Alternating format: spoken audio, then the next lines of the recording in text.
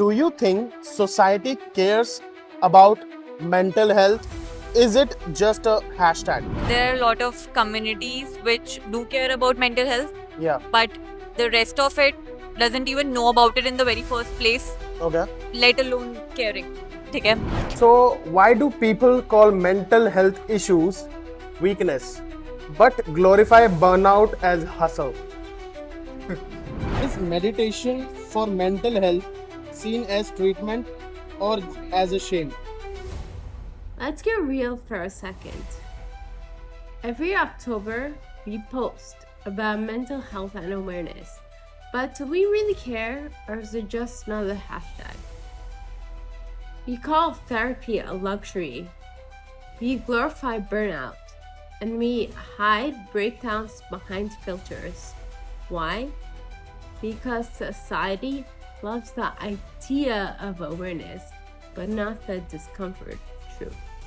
So today, we go boldly unfiltered, asking the questions no one dares to ask. Because until we face the stigma, we will still keep pretending. Healing is trending. Ready? Let's talk. Do you think society cares about mental health or is it just a hashtag they are putting on Instagram? There are a lot of communities which do care about mental health, Yeah. but the rest of it doesn't even know about it in the very first place, Okay. let alone caring. ठीक है?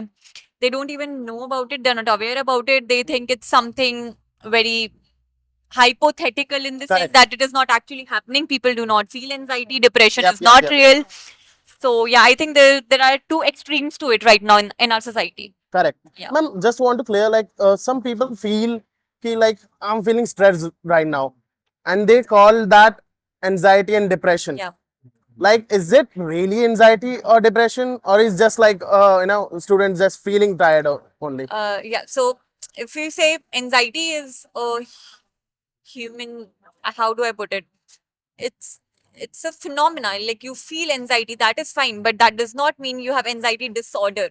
Correct. There's a difference. So and feeling sad does not Yeah. equate to depression because depression means it's Yeah. very clinically significant. It's impairing your entire life. Yeah. So feeling sad does not equate to depression. Some of my younger brothers say, यार आज बहुत anxiety हो रही है, depression आ रहा है मुझे. Anxiety hona is fine. हाँ. You can feel, I feel anxious so many times, but Correct. that does not mean I have anxiety disorder. Yep. That means I'm just an anxious person in general. Correct. So again, it's depend on individual people. Like there are people who are actually taking it seriously, Correct. and there are people who are making fun of it, and uh, like um, like they are thinking it's too much. So yeah, it's depend on the people. Person to person, I think. Yeah. Yeah. I think it cares about mental health. That's the reason a lot of people are working in this sector now. Correct. And steps have been taken towards it. People are considering mental health in corporate spaces as well now. And it's not only on paper, but also actually being implemented in places. Still a long way to go, but people are doing it. Yes. Why do we still treat therapy as a luxury when stress is killing people daily? Because we don't have the system to cater to the needs Okay. of the people. Like our healthcare system does not give enough importance to therapy, and it's generally seen as the last resort to anything. Correct. Like something, ठीक है, doctor ने बोल दिया मजबूरी है, you have to do it now. Yeah. Something like that. They do not understand the necessity of it, and the entire medical system is also not very pro therapy. I would say. Correct. Yeah. As ma'am, I think if we go to some other thing, if someone have fever, Yeah. they visit doctor. Yeah. But someone got some mental disorder, they think like, oh, I have to, if I visit to a therapist, they'll find me okay.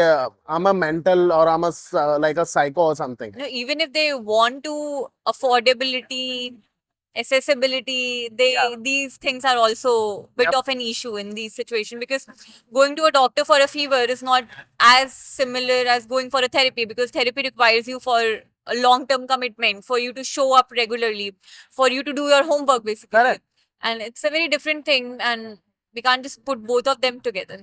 So, why do people call mental health issues weakness, but glorify burnout as hustle? Because I think it's a term that has been used in places which people fancy it Okay. versus mental illness. Kinda Typically, like is termed as you a want medical. to call it like a city, tier 1 city, tier 2 city, Yeah, or something like that? Yeah. Okay. And is self care real healing or just a marketing gimmick?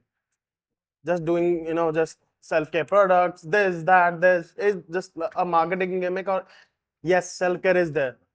What do you think about it? I think because of the marketing gimmick, it's getting penetrated in people's lives.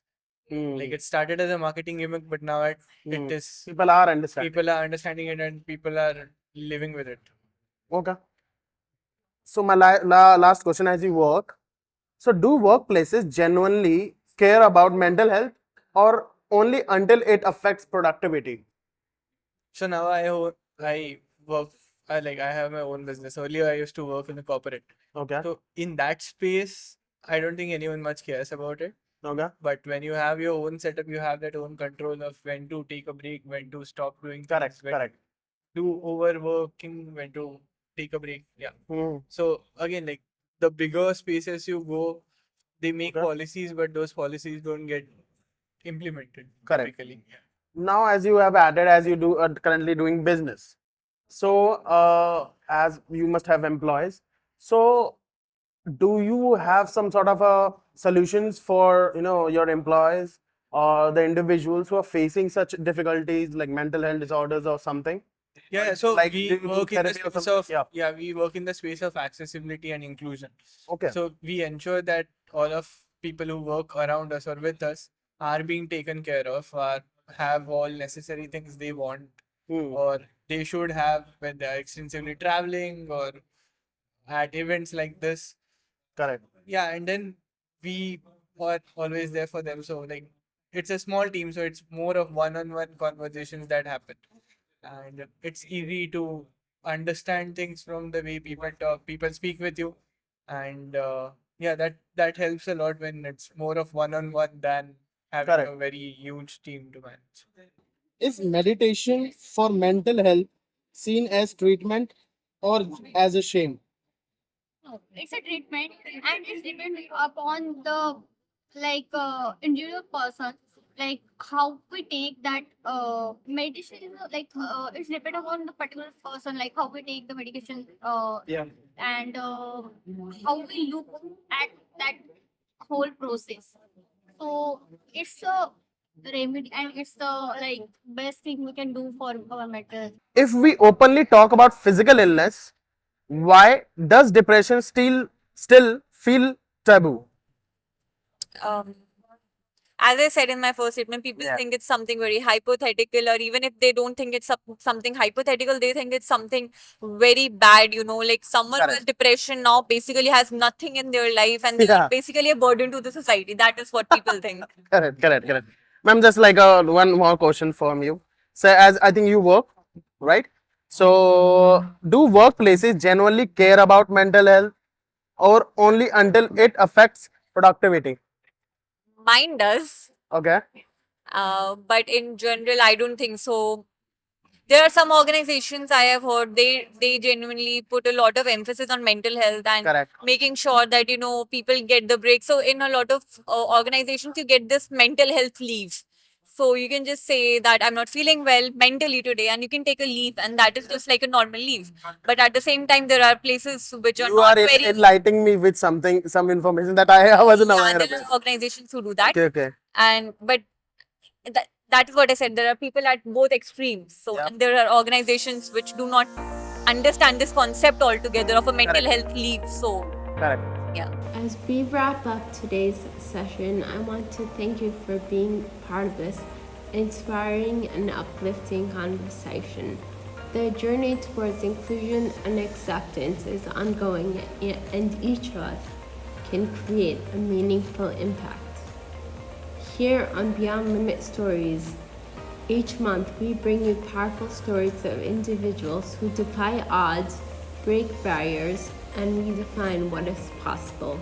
So until next time, I am Alma Chopra, and we encourage you to keep striving, keep believing, and most importantly, keep living beyond limits.